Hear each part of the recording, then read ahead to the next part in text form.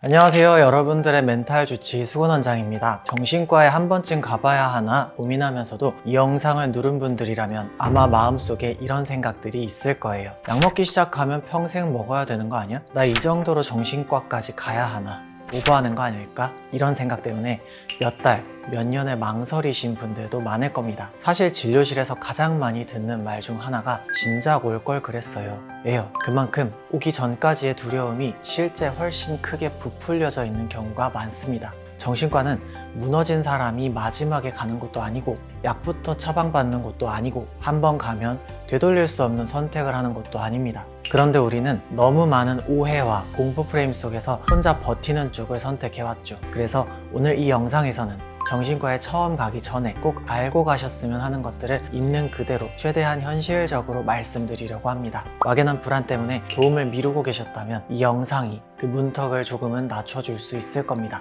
지금 이 고민을 하고 있다는 것 자체가 이미 충분히 스스로를 돌보고 있다는 신호라는 것도 함께 기억해 주셨으면 좋겠습니다. 1. 왜 정신과에 가기 전이 제일 무서울까? 정신과에 가기 전이 유독 무서운 이유는 사실 병원 때문이라기보다 우리 머릿속에 만들어진 이미지 때문인 경우가 많습니다. 대부분 이렇게 생각해요. 정신과에 가는 순간 나는 문제가 있는 사람이 되는 것 같고 어딘가에 기록이 남아서 되돌릴 수 없을 것 같고 한번 들어가면 약부터 먹어야 할 것 같고요. 이 두려움의 핵심은 치료가 아니라 낙인입니다. 우리는 몸이 아프면 병원 가는 걸 당연하게 여기면서도 마음이 힘들면 이 정도로 병원까지 가도 되나? 라는 질문부터 하죠. 이건 개인의 약함이 아니라 사회가 만들어 놓은 인식의 문제에 가깝습니다. 정신과는 아직도 정상과 비정상을 가르는 곳처럼 오해받습니다. 그래서 진단을 받는 순간 내 정체성까지 바뀌는 것처럼 느껴져요. 또 하나 큰 공포는 통제권을 잃을 것 같은 느낌입니다. 약을 먹기 시작하면 내가 원하든 원하지 않든 계속 끌려갈 것 같고 선택권이 없어질 것 같다는 생각이 듭니다. 하지만 실제 진료는 그렇게 흘러가지 않습니다. 정신과 진료의 시작은 문제 규정이 아니라 상태를 이해하는 과정에 가깝고 약은 선택지 중 하나일 뿐입니다. 그런데 우리는 최악의 상상을 먼저 해버리죠. 아직 겪어보지도 않은 일을 머릿속에서 몇 번이나 시뮬레이션 하고 불안 때문에 아예 문 앞에서 돌아서 버립니다. 그래서 많은 분들이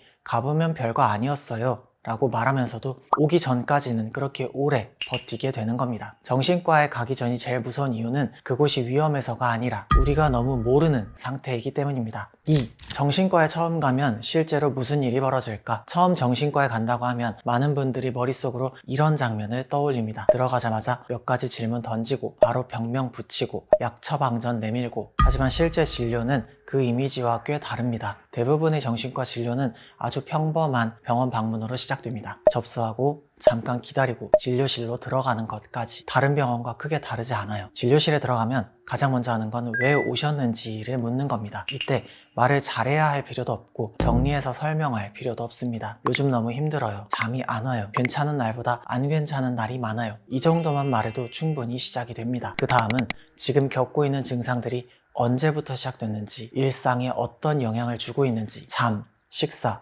집중력, 기분 같은 기본적인 흐름을 같이 살펴봅니다. 여기서 중요한 건 정답을 말하는 게 아니라 있는 그대로 말하는 겁니다. 눈치 보거나 괜히 축소된 채로 고작 이 정도로 병원에 오면 안 될 것 같아서요 라는 말은 하지 않으셔도 됩니다. 초진해서 바로 병명을 확정하는 경우는 많지 않습니다. 대부분은 지금 이런 상태로 보인다, 이런 가능성이 있다 정도의 설명을 먼저 합니다. 그리고 치료 방향도 일방적으로 정해지지 않습니다. 약을 쓸지, 상담을 병행할지, 일단 생활 조절부터 해볼지 여러 선택지를 설명하고 함께 결정합니다. 원하지 않으면 바로 약을 시작하지 않아도 되고 부담되면 그 고민부터 이야기해도 됩니다. 많은 분들이 진료를 마치고 나오면서 이렇게 말합니다. 조금 숨통이 트였어요. 정신과 첫 방문은 문제를 확정하는 자리가 아니라 지금 상태를 처음으로 말로 꺼내놓는 자리라고 생각하시면 됩니다. 그 한 번의 대화가 생각보다 큰 시작이 되는 경우가 많습니다. 3. 약에 대한 가장 큰 걱정들. 정신과를 망설이게 만드는 가장 큰 이유는 사실 약입니다. 진료 자체가 약을 먹게 될까봐 더 무서운 분들도 있어요. 진료실에서 정말 많이 듣는 말이 이거예요. 약 먹으면 중독되는 거 아니에요? 이 걱정들 너무 자연스럽습니다. 이상한 질문도 아니고 겁이 많은 것도 아닙니다. 먼저 중독에 대한 이야기부터 할게요. 정신과 약 대부분은 우리가 흔히 생각하는 중독과는 개념이 다릅니다. 술이나 담배처럼 계속 더 필요해지고 없으면 못 견디는 구조와는 전혀 다른 방식이에요. 물론 일부 약들은 갑자기 끊으면 불편감이 생길 수는 있습니다. 그래서 반드시 의사와 상의하면서 서서히 조절하는 거고요. 이건 중독이라기보다 조절이 필요한 치료 과정에 가깝습니다. 두 번째로 많이 걱정하는 게 평생 약을 먹어야 하나요? 결론부터 말하면 대부분은 그렇지 않습니다. 상태가 안정되면 줄이거나 끊는 방향을 충분히 함께 논의합니다. 처음부터 평생 복용을 전제로 시작하는 경우는 생각보다 드뭅니다. 세 번째, 약 먹으면 사람이 변할까봐 라는 걱정. 많은 분들이 약을 먹으면 감정이 둔해지거나 내가 아닌 사람이 될까봐 두려워합니다. 하지만 실제 목표는 그 반대입니다. 너무 가라앉은 감정, 너무 예민해진 신경, 너무 불안해서 아무것도 못하는 상태를 원래의 범위로 돌려놓는 게 목적이에요. 약을 먹고 내가 달라졌어요 라고 말하는 분들보다 원래 나 같아졌어요 라고 말하는 분들이 훨씬 많습니다. 마지막으로 꼭 드리고 싶은 말이 있어요. 약에 대한 걱정은 진료실에서 숨길 필요도 없고 참고 넘길 필요도 없습니다. 약은 부담돼요, 무서워요, 가급적 안 먹고 싶어요, 이 말부터 꺼내셔도 됩니다. 정신과 치료는